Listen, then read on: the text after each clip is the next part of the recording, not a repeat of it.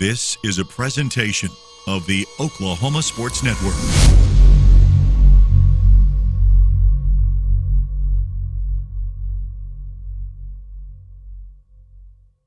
Any other use of this telecast or any pictures, descriptions, or accounts of the game without the Oklahoma Sports Network's consent is prohibited. It may not be reproduced or retransmitted in any form, and the accounts and descriptions of this game may not be used without express written consent.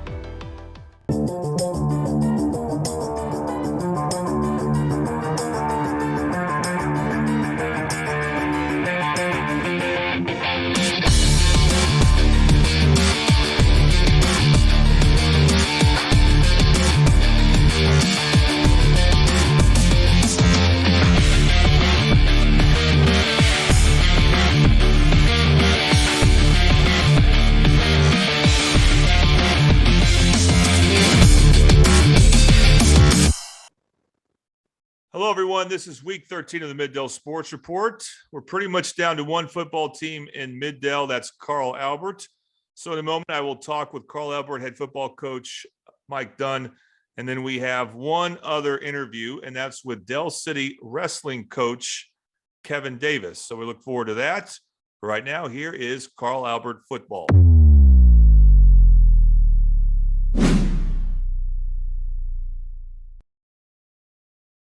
Bazell's going to come this way this time. This time he's going to come to the right. He's got room. He pushes forward, and he's in for the score. Touchdown, Carl Albert Titans. Kentrell Bazell is in the backfield. H-backs to the left. He's going to go left. He gets bound up. He piles through. Touchdown, Carl Albert. Got trips to the right for the Tigers. Will Mason in the backfield with Gage Ham. Man in motion is Mason Ford from right to left. Ham's going to drop back. He throws quick pass across the middle. They drop it out. Carl Albert Titan recovers, and that's the ball game. And once again, that was Kirk Norman and Braden Conover on the call on the Carl Albert Network of the Oklahoma Sports Network, also on the NFHS Network, as Carl Albert was victorious in their quarterfinal matchup against Coweta by a score of 14-7. Now joined by Carl Albert head coach Mike Dunn. And coach, I think Coweta scored early on a big play, and then you guys shut them down from there. What was key to your defensive effort? Well, I think we played an extremely physical football game. They came in averaging 40 points a game, had run the ball well. Their quarterback, has been a guy that started for 3 years. He had 67 touchdowns throwing. Coming into the game in his career, and he's only thrown 10 interceptions, which we didn't get him to turn it over, but I think they ended up throwing for 19 yards and rushed for 150 or something like that. So well under their average. They were averaging well over 400 yards a game. So we, kids came out and they executed. I think that first play, it kind of tricked us a little bit, and we had a couple guys that thought it was something that it wasn't, but quarterback took off, and it was kind of a punch in the face early on, which we talked about. There was going to be some adversity, and there was going to be some things in that game that were going to go our way and some things that went their way, and we just had to respond the right way. And so really, I think our defense, just their ability to deal with the adversity early and then turn around, and Coweta never got the ball into the red zone after that. So, just a heck of an effort. 65 of those 150 rushing yards were on that first play. So rushed for under 100 yards after that. So it's really proud of our guys' group effort. Coaches did a great job coming with the game plan, and kids executed really well. So I thought on what I saw of the game, your defensive effort, well, we haven't talked much about specifically your defensive line. And I thought they obviously started things up by holding their own real well and defending the edge real well. So what can you say about your defensive line and how good they've been all year? Yeah, just gotten better and better every single week. We're unique in that we have probably not a lot of people like this. We're a 4-man front, but we've got 3 defensive line coaches that work with all of them equally. Matt Vineyard is a guy that we hired on this year from Choctaw. That's just done an unbelievable job with our defensive ends, and Mike Evans and Coach Vinny coached the defensive ends together. And those two guys, Brock Johnson and Isaiah Reed, have just played lights out. Brock Johnson is a sophomore that's just played above his head, and has gotten better and better and better every week. And he's playing like a senior, and he's been our defensive player of the week in the last couple of weeks, at least once. He's been our lineman of the week at least a couple of times this year. Isaiah Reed, for the third week in a row, he shared the defensive player of the week award. So both those guys are really they're starting us up front, and both of them are playing lights out, and coaches are coaching them up every single week, and I just couldn't be more proud of the way they play. They play the game the right way. And then Coach Tony Borum coaches our defensive tackles, and we're rotating really three guys there that are playing the majority of the time. Sonny Campbell, Karan Howard, and this week Charles Fleming played a lot of football for us on the defensive side. Charlie has been our best offensive lineman this year, and he's probably one of our best all-around football players, and so he got a lot of playing time this week. But all three of those guys, our defensive tackles, are guys that have paced us this year and have done a great job of shutting down the middle and have gotten better and better weekly. I think that's probably the theme for us this year is that I've watched our guys continue to work and grind every week and go out and very intentional about fixing things that we haven't been very good at the week before. And so we're peaking at the right time. Our guys are playing their best football at the right time, and that our defensive line has done a great job. We played a lot of running teams and teams that have good running attacks over the last 4 or 5 games, and they keep answering the bell when they've been challenged. Yeah, Isaiah Reed. Now, I want to ask about him specifically because that's a name I heard a lot in the broadcast, and he made some tremendous open field tackles. What is his upside? Well, it's his motor more than anything. Yeah. Some people might say he's undersized, but he's a guy that it never shows on the field. He understands leverage. He understands technique. He doesn't make very many mistakes, but to me, what separates him and what makes him special is his motor. I mean, the guy plays hard no matter what. He's played hurt. He got banged up this past week and came back in and gave us everything he had. He's a guy that can get to the quarterback. He's got great speed for a defensive lineman. Great get off. He does a lot of good things, but the main thing that he's done is he's continued to play hard no matter the circumstance. He plays with an edge. He plays with a chip on his shoulder, and he's a guy that wants to get it done every single snap. So, and again, those guys, Coach Evans and Coach Vinny, have done a great job just week in, week out, getting those guys prepared for what they're going to see. And then we talk about different aspects of your special teams, particularly punt blocks and field goal blocks. In this game, wasn't any big play, but punt coverage I thought was tremendous. And that's when you're in a defensive struggle, a low-scoring game, then that aspect gets kind of magnified. Yeah. What is the strength there as far as your punter and punt coverage and how that's been working for you? Yeah, I'm glad you noticed that and mentioned that. That was something that really helped us in this game. The wind was a factor. It was blowing up here on the hill, 20, 25, 30 miles per hour at the time, and we knew that was gonna affect the game, and we knew that special teams was gonna be a big part of what we did. Especially in a game like you said, 14-7, a one-score game. You've gotta protect your field. You've got to flip the field, and our special teams player of the week this week was Mason Lance, who's our deep snapper, and all snaps are great, and that kind of wind it can be a problem, but he drove the ball back there, and then our whole punt return, our punt team did a great job flipping the field. Trey Washington, big part of that. Our punter, freshman, 2 booming kicks. We decided to kick on 4th and 1. I think it was in the fourth quarter. It's 4th and 1. We had the ball about our own 40, when Coweta started the game and had that similar situation, we stopped them on 4th and 1. It was a big momentum change. So in the fourth quarter, we played great defense. We'd given up the one score on the first play of the game, and since then, they hadn't really even threatened us very much. And so we decided to kick.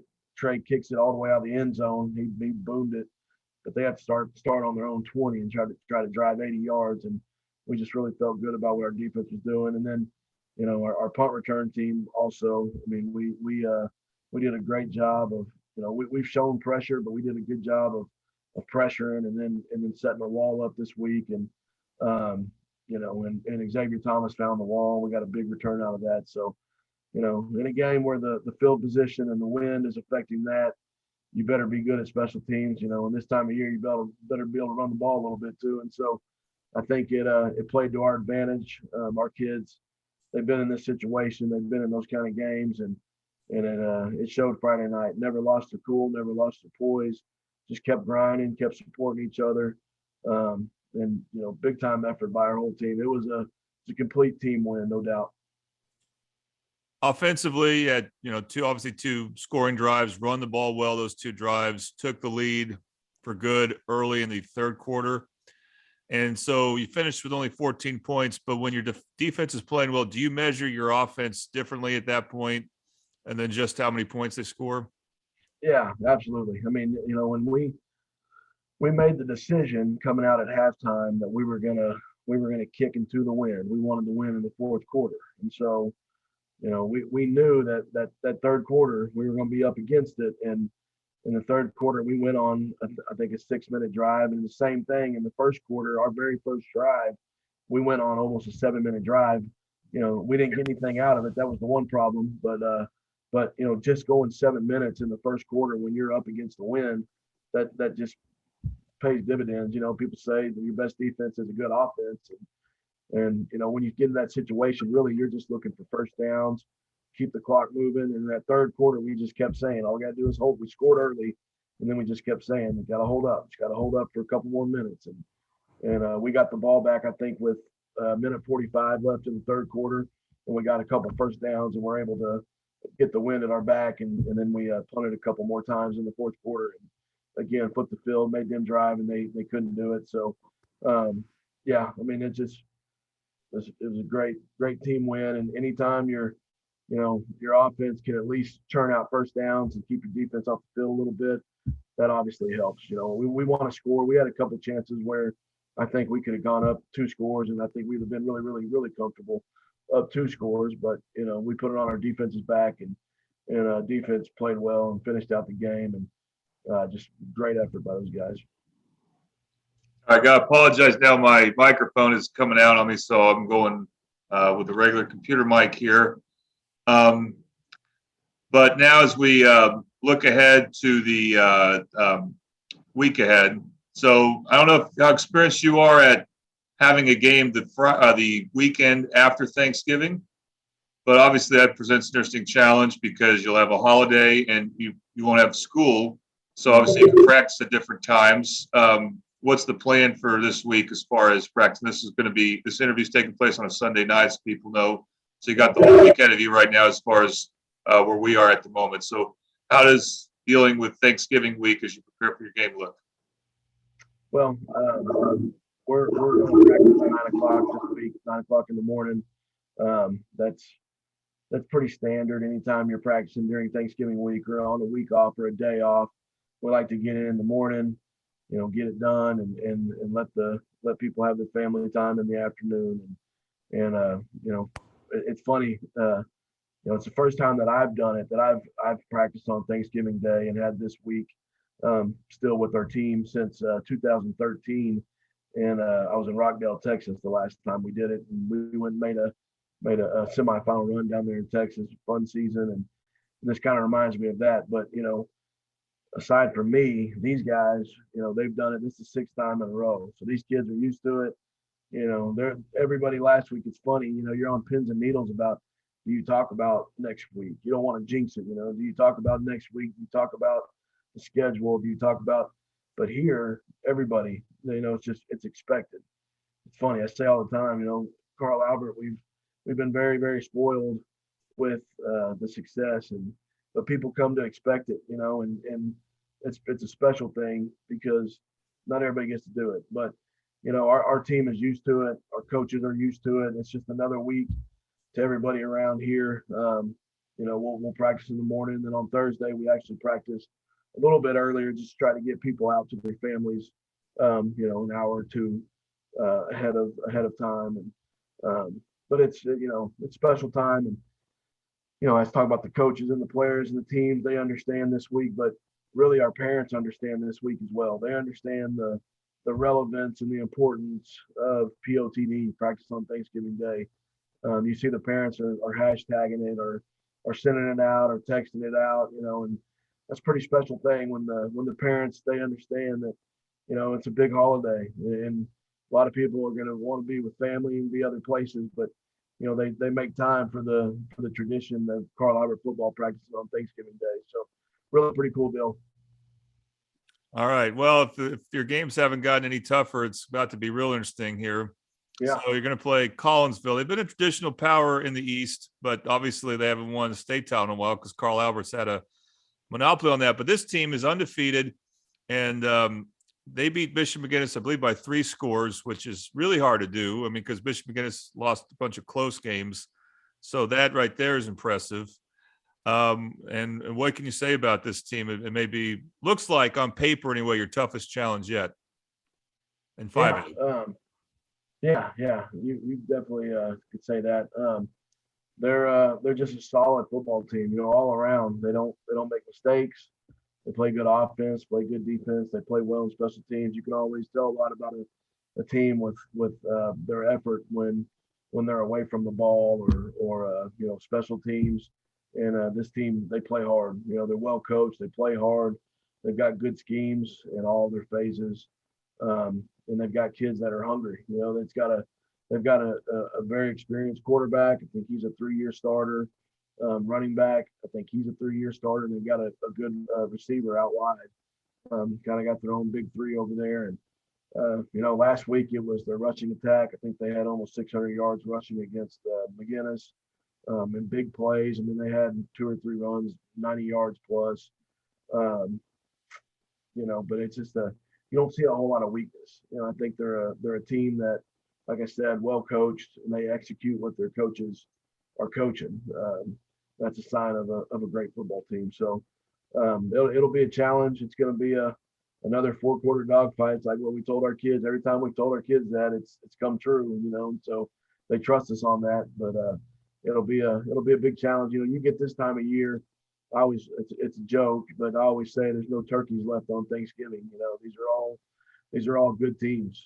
There's not a bad team left in the playoffs at this point. Even just looking back to last week in the games that occurred in 5A, I think there's 6 teams left last week, 7 teams that were all teams that I think can go play for a state championship. And so. Another big challenge. These weeks they get harder and harder, but I think our kids will be up for the challenge.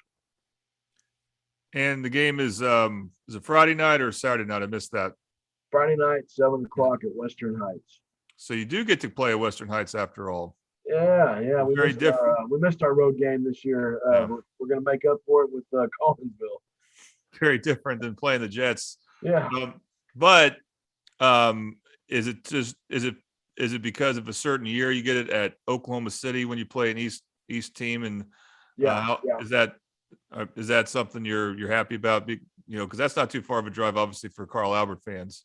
Sure. Yeah. Well, it's an odd year, not odd, but it's 2021. So odd years, it's on the west side of the state. Even years, it's on the east side of the state. It's how it's set up right now. So, yeah, I mean, it works out for us. Most definitely. It's a easier road trip for us. It's easier for our fans to get there. Hopefully all the Carl Albert faithful will show up and be loud and be proud. And they've been boosting us along the way. And so, hopefully everybody will show up and it'll be a big time semifinal atmosphere. All right, one last question. I'm going to take you back to when you're coaching Del City, and because you were Jaden Foreman's coach, his head coach there his first 2 years, and just recently he announced that he's going to commit to Oklahoma State. And I can't have Coach Jones on this week. Del City season's over with, but you obviously saw this kid when he was real young and work his way up, and then you coached against him this past season. What are your thoughts about Jaden Foreman? He's going to represent Del City at the next level at Oklahoma State University. That's pretty big. Yeah, well, it's exciting for him. It's exciting for his family. Jaden's mom is unbelievable. She's one of the biggest supporters up there. She supports all the kids. She supports her son. She supports coaches. You know, he's a big time basketball player too, and she supports Coach Hatch and his staff just the same. But you know, I saw it from a very young age with Jaden. You know, he's a kid that he didn't really play much in middle school. I don't think he played at all. But you know, we saw him, and I kept saying stuff to him when he was in middle school, and he came up there and was working out in his summer going into his ninth grade year. I just said, you need to give it a try. You need to keep your windows open, keep your doors open. You know, this is an opportunity that I think that'll really pay off one day. And, you know, when he came out, and as a freshman, you could tell it was there. He played on the freshman football team, but you could definitely tell that it was there. He went through a freshman season. He went through off season. He played basketball. And then summertime rolled around going into a sophomore year. And again, he was still just a little uneasy, wasn't sure. You know, he really loved basketball. So he was really unsure, but he decided, I'm gonna go ahead and I'm gonna stick this thing out. And within a couple of weeks, you know, I was on the phone with all these schools saying, this is a guy that you need to really keep an eye out, sending videos of off-season stuff. And he got his first offer from Memphis going into his sophomore year before he'd ever even played a varsity snap of football. And so it's not a surprise to me. He's a great athlete. He's a great kid. Just a phenomenal person above everything else. And he hadn't even come close to his ceiling yet. I don't know that he even has. He has a glass ceiling probably, because the possibilities with him are limitless. And really proud that he's going to be close to home. I think that's a big time move for him. It's a big time get for the Cowboys. And you know, if you look at it, there's a pretty strong mid-Del pipeline going to Oklahoma State right now. Donovan Stevens from Del City, Jason Taylor from Carl Albert that's making plays just week in, week out. He's been unbelievable this year. Mikkel's there from Midwest City. It's just I think there's some really good things that the Cowboys are doing, and they're focusing on in-state kids. And Jaden's another one of those guys. He's a high quality, high character kid, and his upside in football is through the roof. Yeah, Mikkel Smith, he helped me get that Mike Gundy interview. So big fan of him. Of course, my Midwest City coaching days too. Yeah. We'll see if Kanigel Thomas joins Jaden too. So there'll be some interesting things to watch for. Yep. All right. Well, Coach, thank you very much for your time. Happy Thanksgiving and best of luck Friday night. Yeah. Thank you very much. Appreciate you, Jordan. All right. So now we are happy to talk Del City Wrestling with their head coach, Kevin Davis. And Coach Davis, thank you very much for joining us. First, tell us how you got to Del City and became the head wrestling coach. Okay. Thank you for having me, Jordan. I found my way to Del City. I wrestled in Marlow from Marlow High School. And then I wound up going to college at the University of Central Oklahoma. Like so many other people, once you get in the sport, it changes you, and you want to give back. So I wanted to get into teaching and coaching, and I got my English degree. I could go teach. And then I started applying, and I did some work up at UCO for Coach Ronnie James' brother, David. And I wound up applying, and Wes Ruth hired me to be his assistant at Mid-Del. When I took over back in 2015, 2016. And I got to take over last year whenever Coach Ruth stepped away to go be an administrator at another school. Okay, that's pretty cool. So this is your first year as head coach or second? I missed that part. Second year. Second year, okay. Second year, yes, sir. What's the big difference going from assistant to head coach? You think you understand everything and you think you know things. you get very humbled and realize how much you have to learn when you step into the head shoes. Yeah, I can imagine. So this is a question I've had for the wrestling coaches and then the boys basketball coaches, depending on which school you're at.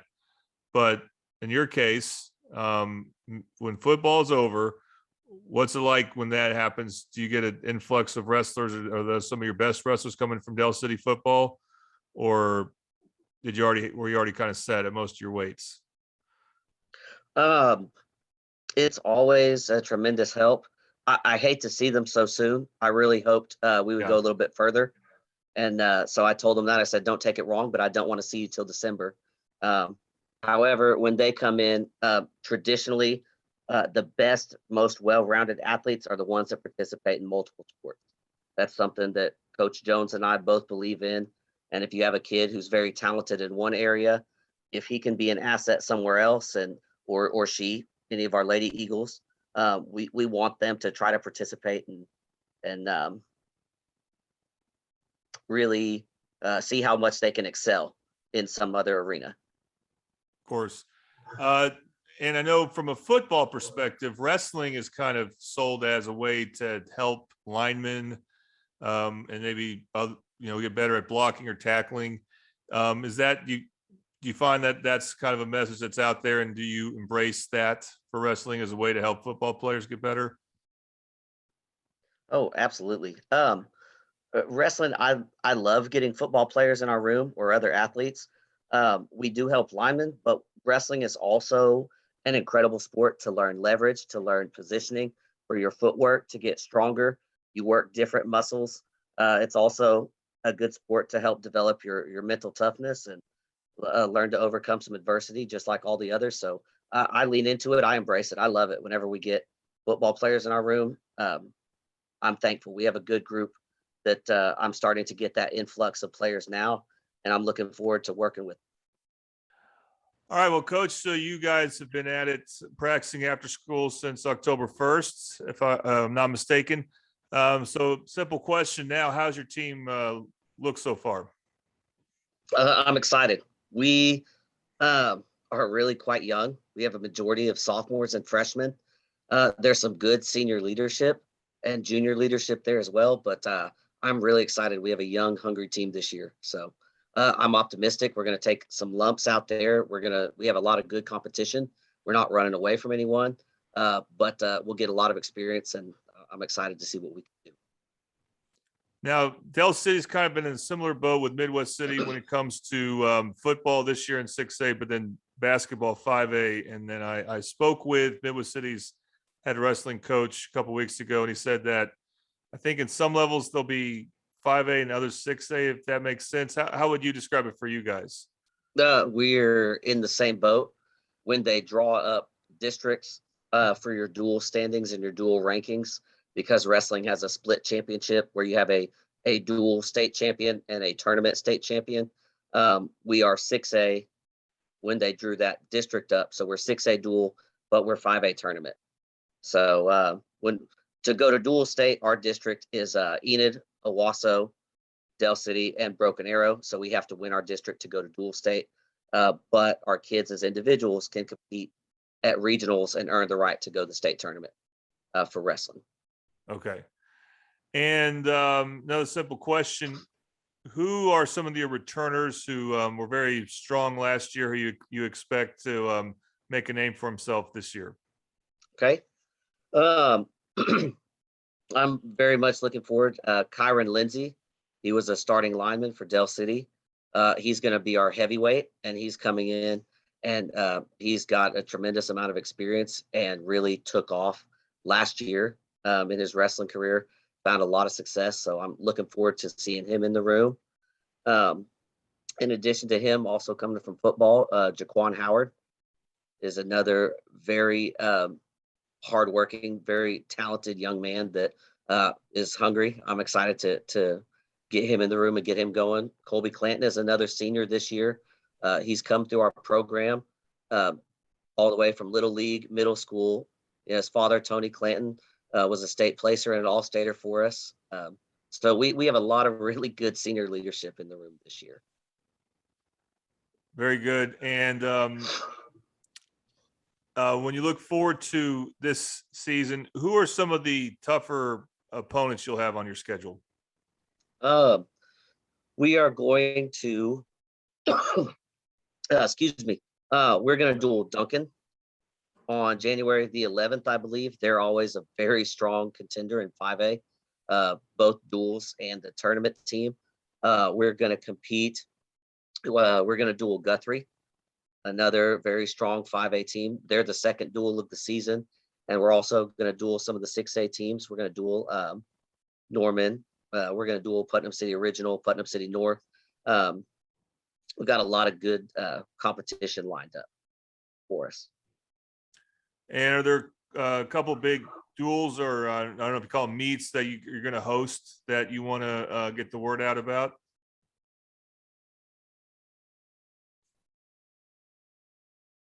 Coach, you able to hear that? You cut out a little bit there. I apologize. I got the start of your question and it kind of jumped. Okay, I'll start over. Are there any big home wrestling duels you have? We do. December 16th, Thursday night, we're going to host Putnam City West. This is when we do our alumni night. This was a tradition that Coach James started and brought about. We have a very storied list of alumni, and we enjoy inviting them back to watch us duel and watch us compete. And we have what we call a side-by-side, where the high school will duel on one side of the gym, and we set up another mat, and the junior high will duel simultaneously. And we're hosting Putnam City West this year. You know, what's interesting is basketball is hosting Putnam City West the next night. So I noticed that Coach Hatchett and I, we didn't plan that. I was kind of surprised when we compared schedules. So yeah, we may have to show some highlights. We don't normally do basketball games, but we hope to broadcast that particular game. So that will be interesting for sure. When it comes to wrestling, it's interesting to me, and I made this comment before, is that it's an individual sport, yet it seems to bring out a lot of unselfishness because of the responsibility it teaches. What do you think makes it such a great sport for young men? I'm biased, but it's one of the best sports, I think, for young people, men and women. It's so hard because, like you said, Jordan, it is an individual sport, but your individual success impacts the team success. So the more unselfish you are and the harder you train for yourself, the more you also contribute to your team.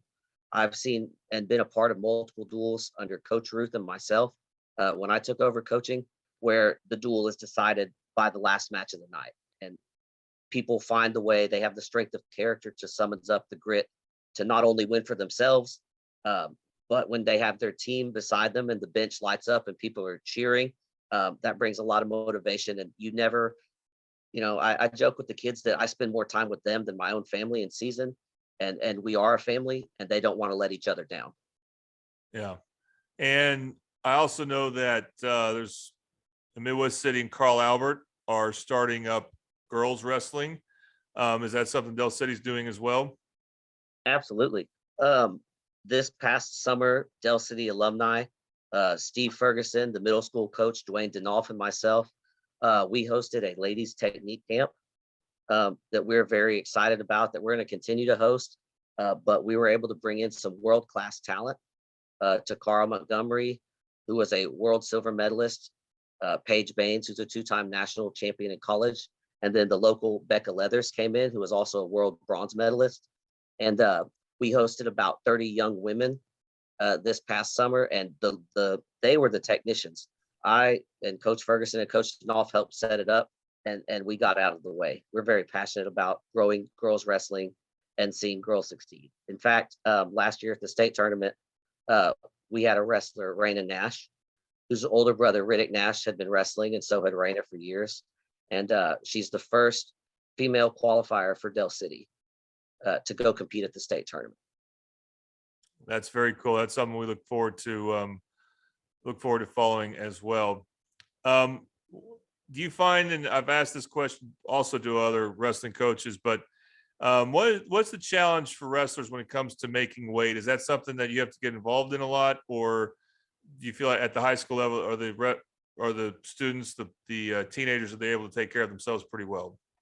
Um, just like anything else in life, you have to teach them the correct way to descend safely. Yeah.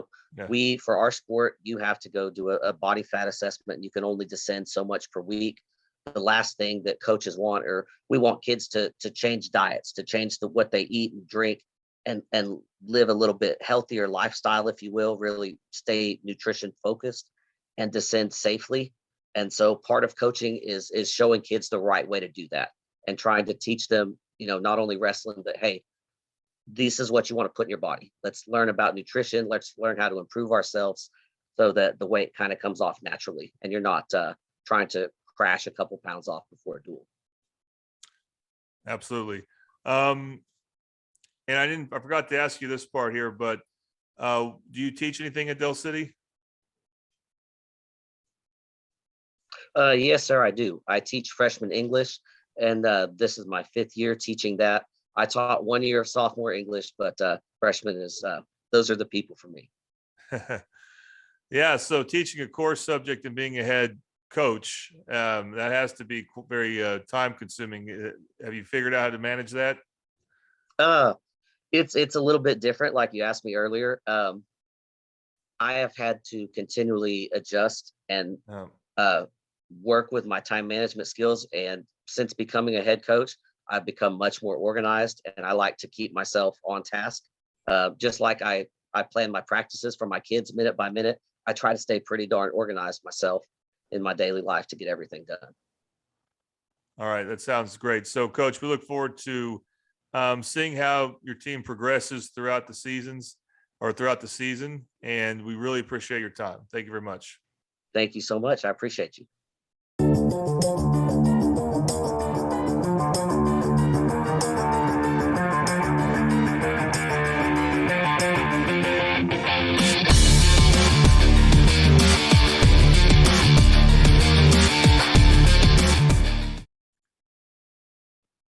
I want to thank both coaches for joining us, and to remind you again, you can at least listen to the Carl Albert broadcast. It might be audio only, but you can still listen to it on the Carl Albert channel of the Oklahoma Sports Network Friday when they play at Western Heights High School, taking on mighty Collinsville.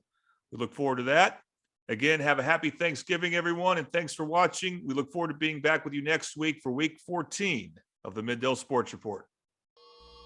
This is a presentation of the Oklahoma Sports Network.